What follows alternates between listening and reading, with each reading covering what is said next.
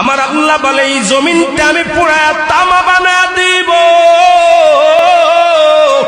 এই জমিনের মধ্যে যত পানি আছে পানিগুলো আমি আল্লাহ পুরায়া ছাই বানা দিব।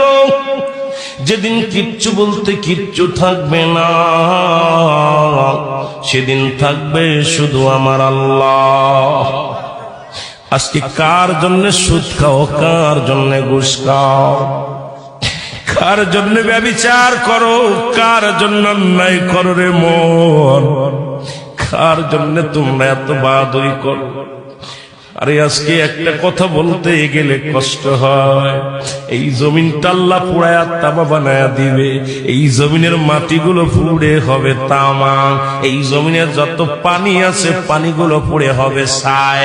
এই দুনিয়ার মধ্যে কিচ্ছু যেদিন থাকবে না, ওই তুরস্কের কত বাহাদুর, কত টাকাওয়ালা মিনিটের মধ্যে 30 সেকেন্ডের ভূমিকম্পে পথের ফকির হয়ে গেছে, রাস্তার ভিখারি হয়ে গেছে।